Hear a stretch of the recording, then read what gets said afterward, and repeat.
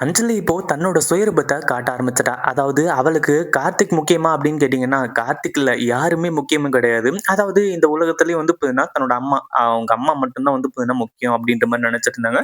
அத விட முக்கியமான ஒண்ணு என்ன அப்படின்னு பார்த்தீங்கன்னா, கார்த்திக் பேர்ல இருக்கக்கூடிய சொத்து எல்லாமே. இதுக்கு முன்னாடி நம்ம கௌதமும், கார்த்திக்கும் அண்ணன், தம்பி அப்படின்ற மாரி நெனச்சு, முதல்ல இலக்கியாவ மட்டும் தான் தொரத்தணும் அப்படின்ற மாரி நெனச்சா, எப்போ வந்து பார்த்தீங்கன்னா, கௌதம் இந்த வீட்டோட புள்ள இல்ல, கார்த்திக் ஒருத்தர் மட்டும் தான் இந்த குடும்பத்து எல்லாத்துக்குமே வாரிசு. அதாவது இந்த சொத்து எல்லாத்துக்குமே வாரிசு அப்படின்ற மாரி தெரிஞ்சதுக்கு அப்புறமா, இப்போ அஞ்சலி அவளோட வேலைய காட்டுனா. கடைசியில நம்ம கௌதம், இலக்கியா, ஜானகி இவங்க எல்லாரையுமே விரட்டுனா.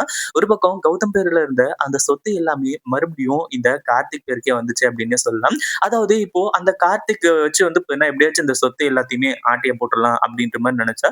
ஆனா அது நடக்கிற மாரி வந்து பார்த்தீங்கன்னா தெரியல. அதனால அஞ்சலி அடுத்தடுத்த விஷயங்கள் எல்லாத்தையுமே செய்ய ஆரம்பிச்சுறா. இதுக்கு மேல நம்ம சொல்லக்கூடிய ஒரு விஷயம் என்ன அப்படின்னு பார்த்தீங்கன்னா, அதாவது அஞ்சலி இருந்துட்டு, கார்த்திக் செத்தா தான் வந்து பார்த்தீங்கன்னா, இந்த சொத்து எல்லாமே மறுபடியும் வரும் அப்படின்ற மாரி வந்து சொல்லி ஏன்னா எஸ்எஸ்கே வந்து பார்த்தீங்கன்னா, இந்த ஒரு விஷயத்துல கைய விரிக்க ஆரம்பிச்சுறாரு. ஏன்னா எஸ்எஸ்கேவுக்கு நம்ம வாழப் போறது இன்னும் 6 மாசம் தான் அப்படின்றது தெரிஞ்சு போச்சு. இதுக்கப்புறம் நம்ம யாரையுமே வந்து பார்த்தீங்கன்னா துன்புறுத்தக்கூடாது. அதே மாதிரி நம்ம மகன் அதாவது ரேவதிக்கும் தனக்கும் பொறந்த மகன் யாரு அப்படின்றத கண்டுபிடிச்சு, சீக்கிரமா வந்து பார்த்தீங்கன்னா, அவனுக்கு வந்து நெறைய நல்லத செய்யணும். இந்த சொத்து எல்லாத்தையுமே அவன் பேர்ல எழுதி வைக்கணும் அப்படின்ற மாரி வந்து நெனச்சு, எஸ்எஸ்கே ரொம்பவே நல்லவரா மாறியிருக்காரு. கடைசியா வந்து பார்த்தீங்கன்னா, இந்த அஞ்சலி கிட்ட இதுக்கு மேல உனக்கு நான் உதவி பண்ண முடியாது. நீ கார்த்திக் கூட சேர்ந்து வாழ்றது தான் உனக்கு நல்லது. அந்த சொத்த வச்சுக்கிட்டு நீங்க 2 பேரும் சேர்ந்து வாழுங்க. அப்படின்ற ஒரு விஷயத்த சொல்றாங்க.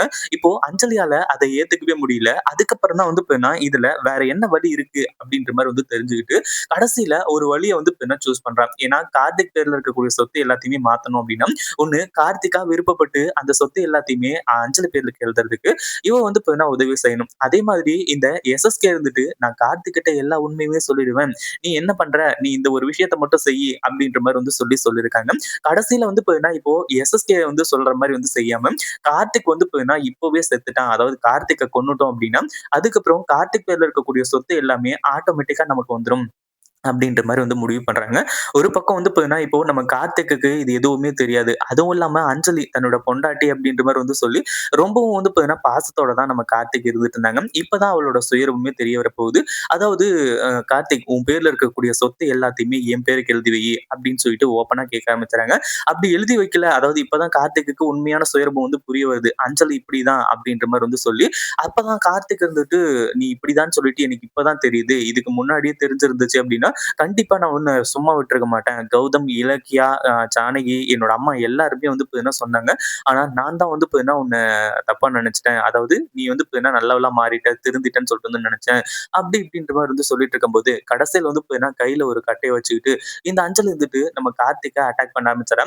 ஏன்னா அஞ்சலிக்கு தேவையானது கார்த்திக்கோட பாசமோ, அன்போ இந்த மாரி எதுவுமே கிடையாது. கார்த்திக்கோட சொத்து மட்டும் அப்படின்றதுனால, அடுத்தடுத்த விஷயங்கள் எல்லாத்தையுமே அவ செஞ்சுட்டு போயிட்டே இருக்கா. கண்டிப்பா கௌதமும், இலக்கியாவும் நம்ம கார்த்திக்க வந்து பார்த்தீங்கன்னா, இந்த அஞ்சலி கிட்ட இருந்து காப்பாத்துவாங்க. அதுல எந்த ஒரு சந்தேகமும் கிடையாது.